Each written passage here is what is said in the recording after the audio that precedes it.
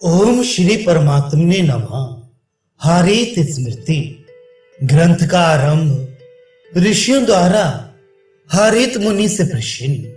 हारीत जी के शिष्य से ऋषियों ने पूछा, भू भुभा और स्वर्गलोक में स्थित जिन संपूर्ण दुष्श्रेष्ठों ने वर्णाश्रम धर्म को अवलंबन किया वे केशव भगवान के भक्त हैं।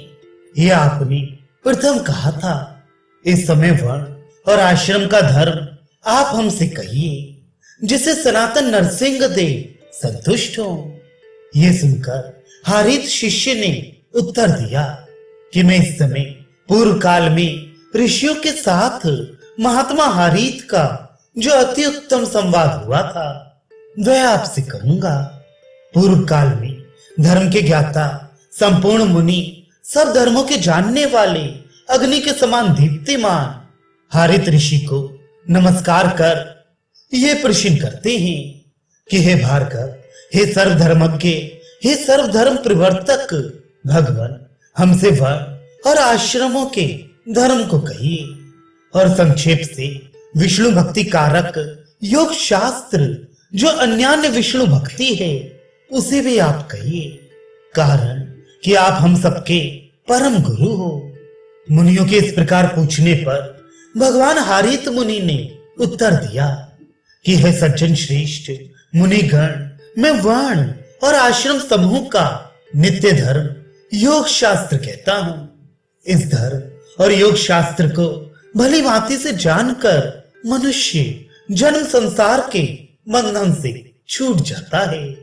पूर्व काल में सृष्टि के रचने वाले जल के ऊपर लक्ष्मी के सहित शेष की शैया पर परमात्मा देव भगवान विष्णु योग निद्रा में मग्न थे। उन सोते हुए भगवान की नाभि से एक बड़ा कमल उत्पन्न हुआ। उस कमल के बीच में से वेद वेदांगों के भूषण ब्रह्मा जी उत्पन्न हुए। देवाधिदेव भगवान विष्णु जी ने उनसे बारंबार जगत की सृष्टि रचने के लिए कहा। तब ब्रह्मा जी ने भी देवता, असुर, मनुष्य इनके सहित संपूर्ण जगत को रचकर यज्ञ की सिद्धि के लिए पाप रहित ब्राह्मणों को मुख से उत्पन्न किया। इसके पीछे क्षत्रियों को भुजाओं से और वैश्यों को जंघाओं से रचा और शूद्रों को चरणों से रचकर भगवान पद्म योनि ने उनसे जो वचन कहे, हे दुर्जनों, उन वचनों को मैं तुमसे कहता हूं, तुम श्रवण करो।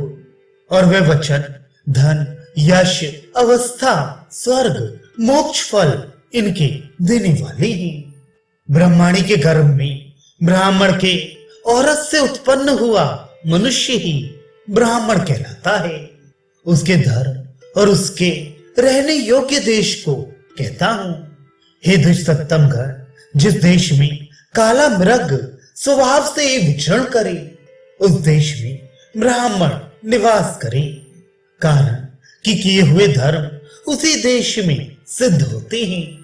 महात्मा ब्राह्मणों के निज के 6 कर्म कहे हैं, जो उन 6 प्रकार के कर्मों से निरंतर जीवन व्यतीत करता है वही सुखी होता है, अर्थात धनवान पुत्रवान होता है। पढ़ाना, पढ़ना, यज्ञ कराना और यज्ञ करना, दान और प्रतिग्रह, ये 6 प्रकार के कर्म कहे हैं। इनमें पढ़ाना 3 प्रकार का है। पहला धर्म के निमित्त, दूसरा धन के निमित्त और तीसरा सेवा शुश्रूषा के लिए। जो ब्राह्मण इन तीनों में से एक को भी नहीं करता वह वृथाचारी कहलाता है। ऐसे कर्महीन ब्राह्मण को हित का अभिलाषी मनुष्य कभी विद्या दान ना करे। योग्य शिष्य को विद्या पढ़ाए और अयोग्य शिष्य को त्याग दे। निष्पाप मनुष्य को जानकर मनुष्य के निकट से गृहस्थ धर्म की सिद्धि के लिए प्रतिग्रह ले। प्रतिदिन शुद्ध देश में सावधान होकर वेद का अभ्यास करे और शुद्ध मन वाले ब्राह्मणों से सर्वदा धर्म शास्त्र पढ़ना उचित है। धर्म शास्त्र भी वेद के समान पढ़ना उचित है। रात दिन धर्म शास्त्र को सुनना चाहिए। श्रुति स्मृति इन दोनों से हीन ब्राह्मण को जो दान देता है या जो भोजन कराता है, उस दान और भोजन आदि कर्म से दाता का कुल नष्ट हो जाता है। इस कारण ब्राह्मण सब प्रकार से यत्न सहित धर्मशास्त्र को पढ़े।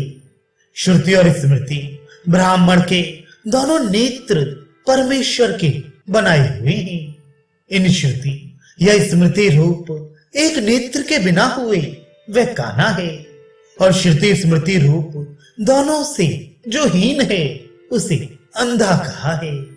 आलस्य रहित होकर गुरु की सेवा करे।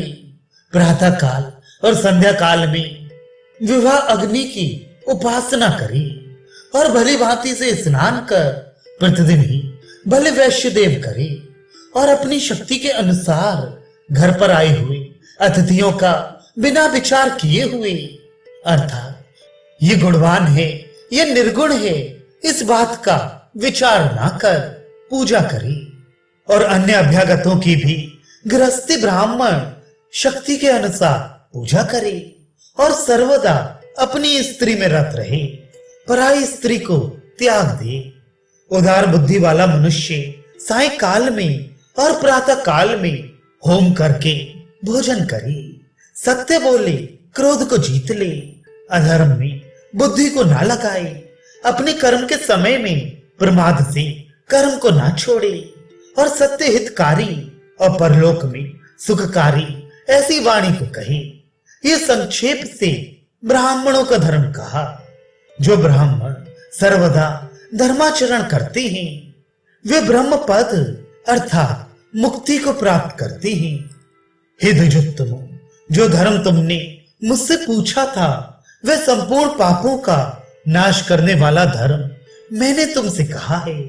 अब राजाओं के भी पृथक पृथक धर्मों को कहता हूं, तुम श्रवण करो।